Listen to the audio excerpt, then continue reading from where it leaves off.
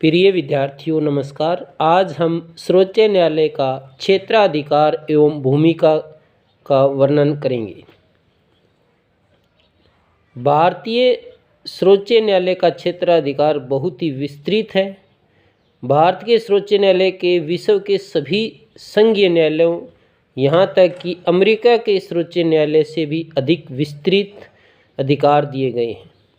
इसमें हम पहले प्रारंभिक क्षेत्राधिकार के बारे में वर्णन करेंगे, जिसमें हम प्रारंभिक एक में क्षेत्राधिकार संविधान का अनुच्छेद 131 संघ और राज्यों या राज्यों के बीच न्याय योग्य विवादों के निर्णय का प्रारंभिक एक में क्षेत्राधिकार सर्वोच्च न्यायालय को सौंपा गया है।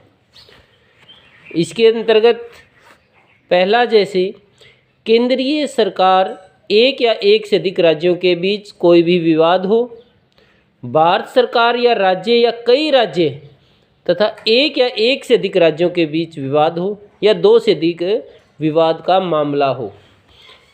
लेकिन अनुच्छेद 131 में उच्चतम न्यायालय के प्रारंभिक क्षेत्राधिकार में भी ऐसे मुकदमे नहीं आते जिनका संबंध किसी संधि, समझौते इत्यादि किसी अन्य पत्र से हो जो संविधान के लागू होने से पूर्व किए गए या लागू हुए हों। समवर्ती प्रारंभिक क्षेत्राधिकार भारत संविधान में दिए गए नागरिकों के मौलिक अधिकारों का संरक्षण का दायित्व जहां अनुच्छेद 32 के द्वारा सर्वोच्च न्यायालय को दिए गए, वहां अनुच्छेद 226 के अधीन राज्यों के उच्च न्यायालयों को भी सर्वोच्च न्यायालय की तरह 5 प्रकार के लेखबंदी, प्रत्यक्षीकरण, प्रलेख, परमादेश लेख, प्रतिषेध लेख, उत्प्रेषण लेख, अधिकार परीक्षा लेख आदि जारी करने की अधिकार दिया गया है। दूसरा पॉइंट आता है कि अपीलीय क्षेत्राधिकार, जिनका आरंभ निचले न्यायालयों से होता है परंतु उनके निर्णय के विरुद्ध सर्वोच्च न्यायालय में अपील की जा सकती है। सर्वोच्च न्यायालय अंतिम अपीलीय न्यायालय है, इसलिए निर्णय के विरुद्ध किसी भी अन्य न्यायालय के अपील नहीं की जा सकती। इसलिए सर्वोच्च न्यायालय की ऐसी शक्ति को अपीलीय क्षेत्राधिकार कहा जाता है। प्रथम, संवैधानिक अनुच्छेद 132 के अंतर्गत यदि उच्च न्यायालय यह प्रमाणित कर दे कि मुकदमे में संविधान की व्याख्या से संबंधित कानून का कोई महत्वपूर्ण प्रश्न उलझा हुआ है, तो उस मुकदमे में उच्च न्यायालय के निर्णय के विरुद्ध सर्वोच्च न्यायालय में अपील की जा सकती है। और अनुच्छेद 136 में राज्य उच्च न्यायालय जैसे प्रमाण पत्र देने से इनकार कर दे तो परिणाम स्वरूप सर्वोच्च न्यायालय संविधान का संरक्षण और अंतिम व्याख्याता बन जाता है। दीवानी मामले में अनुच्छेद 133 में न्यायालयों के निर्णयों के विरुद्ध अपील सुनने का अधिकार है, जो उच्च न्यायालय है। मूल संविधान के अंतर्गत सर्वोच्च न्यायालय में किसी अन्य न्यायालयों से ऐसी निर्णय करने के विरुद्ध अपील की जा सकती है जिसे झगड़े की राशि कम से कम 20,000 रुपये या इससे अधिक मूल्य की संपत्ति हो, परंतु संविधान में 30 अमेंडमेंट में धनराशि की सीमा को हटा दिया गया है। उच्च न्यायालय के से सर्वोच्च न्यायालय से ऐसे सभी दीवानी मुकदमे की अपील की जा सकती है जिसे उच्च न्यायालय द्वारा प्रमाणित कर दिया गया है कि इस विवाद के कानून की व्याख्या से संबंध में कोई महत्वपूर्ण बात है। फौजदारी में अनुच्छेद 134 में वर्णन किया गया है, यदि उच्च न्यायालय में अपील प्रस्तुत होने पर किसी व्यक्ति की रिहाई के फैसले को रद्द करने या उसे मृत्यु दे दिया गया, यदि किसी मुकदमे को उच्च न्यायालय ने अपने पास लिया हो और उनसे किसी अपराधी को मृत्यु दंड दिया हो, अगर उच्च न्यायालय यह प्रमाणित कर दे कि विवाद सर्वोच्च न्यायालय द्वारा विचार योग्य है, तब भी अपील की जा सकती है। विशिष्ट में आता है अनुच्छेद 136 के तहत भिन्न भिन्न अपील संबंधी विशिष्ट अधिकार सर्वोच्च न्यायालय को सौंपा गया है, जिसके अंतर्गत न्यायालय भारत क्षेत्र के अंतर्गत किसी निर्धारित दंड और आदेश के विरुद्ध अपील सुनने की अनुमति प्रदान कर सकता है। लेकिन इस असीम शक्ति का एक अपवाद यह भी है कि सैनिक न्यायालय के निर्णय के विरुद्ध सर्वोच्च न्यायालय में अपील की जा सकती है। परामर्श संबंधित क्षेत्राधिकार अनुच्छेद 143 में उच्चतम न्यायालय को परामर्श संबंधी क्षेत्राधिकार भी प्राप्त है। राष्ट्रपति किसी भी संवैधानिक और कानूनी प्रश्न पर उच्चतम न्यायालय की सलाह ले सकता है। संविधान की व्याख्या, देशी रियासतों के संबंध में संधियों की व्याख्या आदि विषय पर भी राष्ट्रपति उच्चतम न्यायालय से अनेक विचार पूछ सकता है। अन्य सरकारी या अंग आदि व्यक्ति न्यायालय में भी परामर्श चलाने या अन्य अनुसार अपने निर्णय देने के बाध्य नहीं है। अमेरिका में उच्चतम न्यायालय को परामर्श देने का कोई अधिकार नहीं है, लेकिन ये भारतीय सर्वोच्च न्यायालय को ये अधिकार प्राप्त है।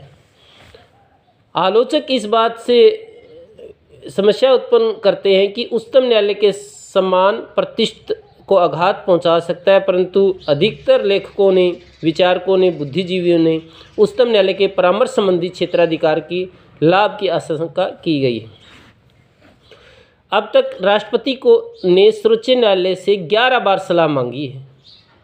वी गिरी द्वारा सर्वोच्च न्यायालय की सलाह मांगने पर अगस्त 1974 का अपनी सलाह अंतर्गत कहा कि अनुच्छेद 62 के अंतर्गत राष्ट्रपति चुनाव पहले वाले राष्ट्रपति के कार्यकाल की समाप्ति से पहले होना अनिवार्य है, चाहे उस समय किसी भी प्रांत की विधानसभा भंग क्यों ना हो। 2002 का गुजरात विधानसभा चुनाव को लेकर राष्ट्रपति ने अनुच्छेद 174 और 324 से संबंधित स्पष्टीकरण मांगा कि सर्वोच्च न्यायालय ने परामर्श दिया था कि अनुच्छेद 174 और 324 को अलग अलग देखा जाना चाहिए। तो अनुच्छेद इसी प्रकार से अनुच्छेद 143 के अनुसार सर्वोच्च न्यायालय राष्ट्रपति की शंका के समाधान हेतु परामर्श देने के लिए कर्तव्यबद्ध है, लेकिन राजनीतिक मामलों में नहीं।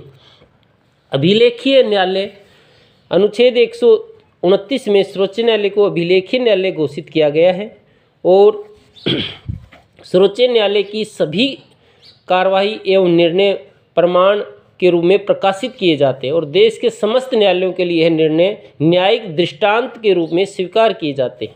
भारतीय सर्वोच्च न्यायालय किसी भी न्यायालय का अपमान करने के दोषी सजा दे सकता है। डॉक्टर BR अम्बेडकर ने कहा कि अभिलेखीय न्यायालय न्यायालय होते हैं जिसमें अभिलेख का साक्ष्य दृष्टि से मूल्यों हो और जब उन्हें किसी न्यायालय में पेश किया जाए तो उन पर कोई संदेश नहीं किया जाए। सच तो यहाँ है कि अपमान के लिए दंड दे सकने की शक्ति है, इस स्थिति का एक आवश्यक परिणाम है। अपने निर्णय के पुनर्निरीक्षण का अधिकार भी दिया गया है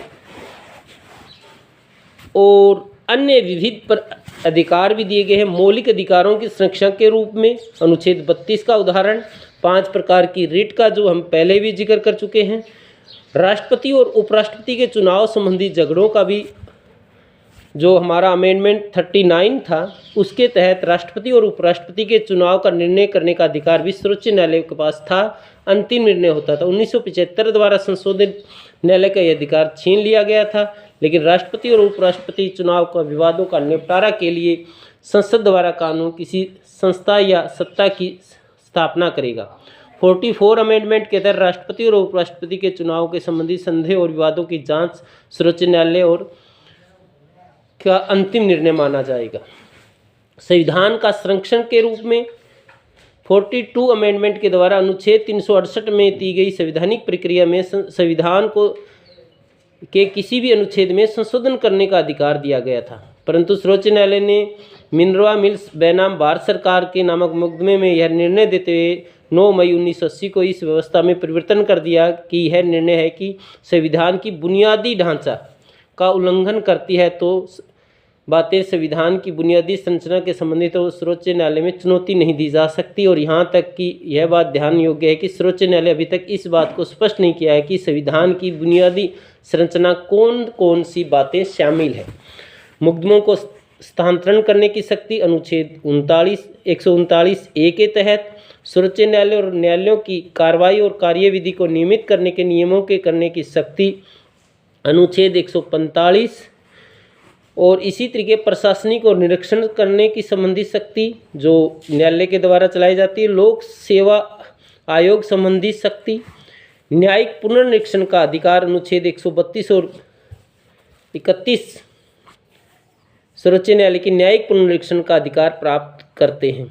ये बातें हम न्यायिक पुनर्निरीक्षण का अगले अध्याय में हम इसका डिस्कशन करेंगे। इसलिए हम कह सकते हैं कि भारत का उच्चतम न्यायालय सरकार का एक प्रभावशाली और शक्तिशाली अंग माना जाता है। उच्चतम न्यायालय को अन्य देशों की भांति व्यापक शक्तियां प्राप्त है। कई लेखकों तो इसे अमेरिका के उच्चतम न्यायालय से भी अधिक शक्तिशाली मानते हैं। संविधान द्वारा उच्चतम न्यायालय को अत्यंत प्रभावशाली शक्तियाँ प्रदान की गई है। Thank you. जय हिंद, जय भारत।